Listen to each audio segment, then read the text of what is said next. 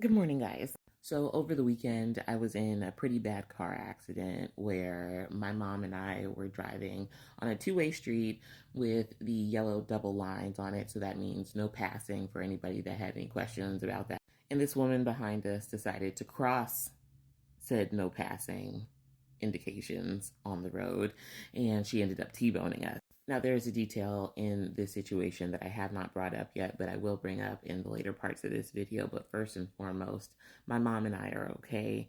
We were injured in the accident, but overall, we still walked away with our lives, so I count that as a win. But in the meantime, I cannot help but still be an astrologer in all of this. And this is a part of astrology that I love, is looking back at events in hindsight, because believe it or not, you can't predict everything with astrology. Some things and some questions in astrology can only be answered in hindsight. And while I was actually in astrology school, my teacher used to play this game at the end of some of our lessons called Can You Spot It? Which is essentially when we bring up a person's birth chart and they tell you about an event that happened in their life. Because, fun fact, your birth chart will actually talk about events that you experience years later in your life or in early life, but we're seeing where we find that event in their chart. And so, being an astrologer for as long as I have, I can't turn that part of my brain off. And so, we are going to play Can You Spot It as far as the car crash that I was just in. So, thankfully, your girl has a great memory that's just emphasized by trauma. So, this is the chart of the actual moment of impact. So, right off the bat, I'm going to point at Neptune, which is at what we call a critical degree. It's at a 0.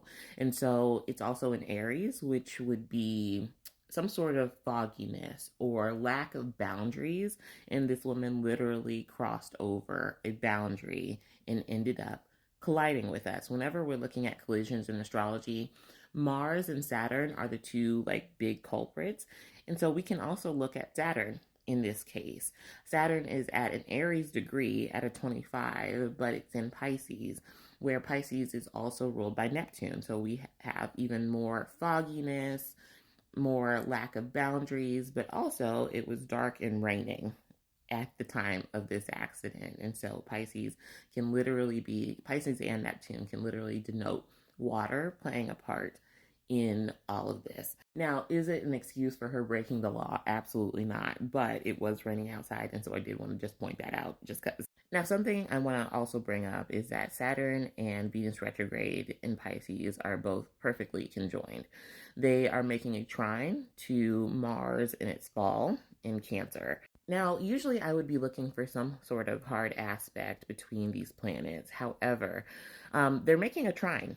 And so when we're looking at aspects, sometimes harmonious aspects, like a trine, can actually cause bad things to happen. They're not always good things, just like benefic planets don't always make good things happen.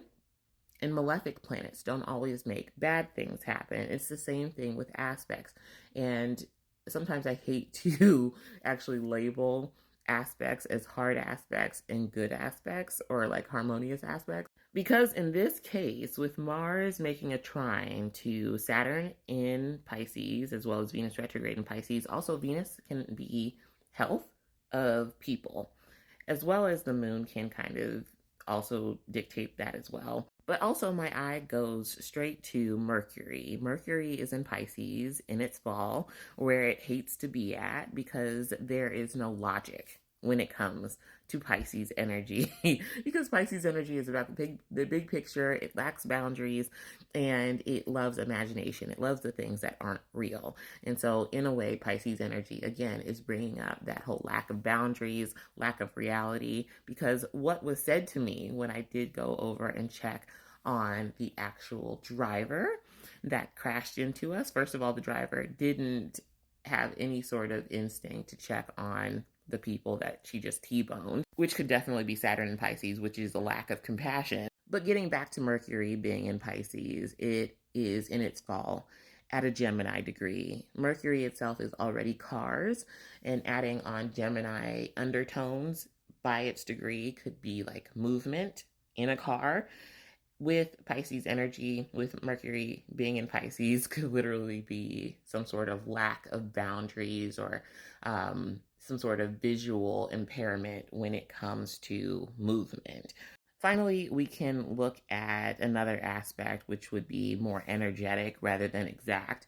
Mars in Cancer, as well as the moon in Cancer, is squaring off energetically with Neptune and the sun in Aries, which overall I'd say that that is a huge indicator of some sort of crash having to do with lack of visibility and lack of boundaries and also lack of accountability when we're talking about the crash that I was in.